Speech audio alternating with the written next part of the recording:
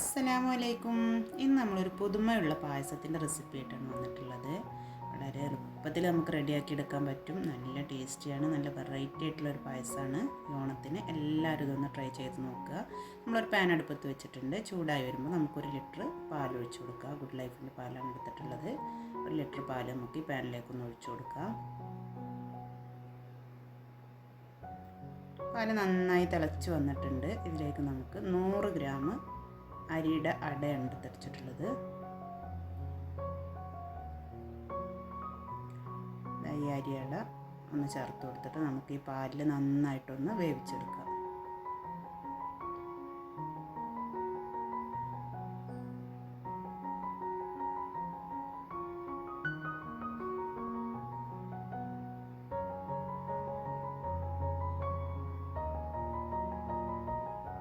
നന്നായി ഇളക്കി കൊടുക്കുക. അടിക്ക് പിടിക്കാതെ നോക്കുക. അടയാകുമ്പോൾ പെട്ടെന്ന് കുറുകി വന്ന് അടിക്ക് പിടിക്കാൻ ചാൻസ് ഉണ്ട്. അപ്പോൾ നന്നായി കൈ വെക്കാതെ ഇളക്കി കൊടുക്കുക.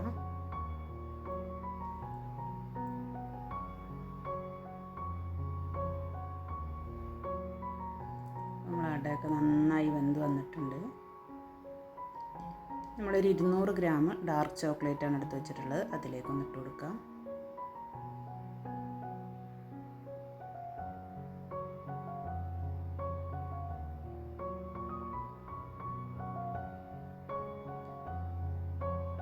നന്നായി ഇളക്കിയിട്ട് ചോക്ലേറ്റൊക്കെ നന്നായി മെൽറ്റായി നമ്മൾ അടയിലും പാലിലൊക്കെ നന്നായി മിക്സായി വരട്ടെ.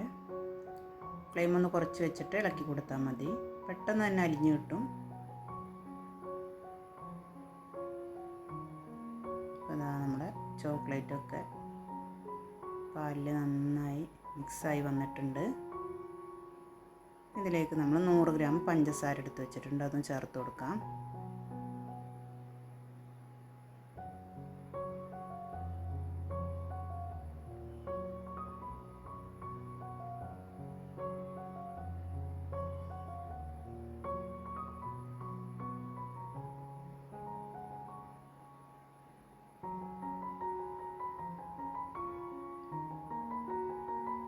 പഞ്ചസാരയൊക്കെ നന്നായി അലിഞ്ഞ് നമ്മൾ പായസത്തിൽ മിക്സായി വന്നിട്ടുണ്ട്. ഇതിലേക്ക് നമുക്ക് പൊടിച്ച് വെച്ച 1 ടീസ്പൂൺ ഏലക്ക പൊടി ചേർത്ത് കൊടുക്കാം.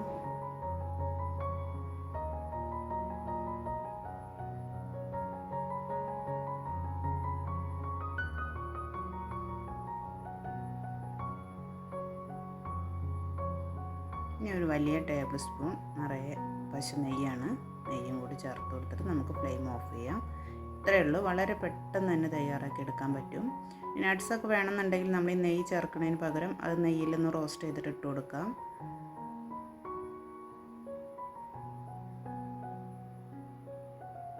അപ്പോൾ നമ്മുടെ പായസം റെഡി ആയിട്ടുണ്ട്.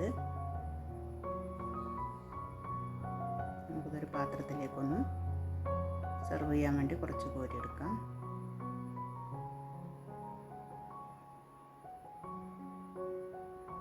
നല്ല ടേസ്റ്റിയാണ്. ട്രൈ ചെയ്യാത്തവരുണ്ടെങ്കിൽ എല്ലാവരും ഒന്ന് ട്രൈ ചെയ്ത് നോക്കുക.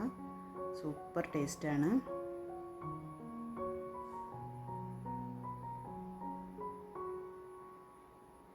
വീഡിയോ ഇഷ്ടമായാൽ എല്ലാവരും ലൈക്ക് ചെയ്യുക, ഷെയർ ചെയ്യുക, കമൻറ്റ് ചെയ്യുക. അടുത്തൊരു വീഡിയോയുമായി വീണ്ടും കാണാം.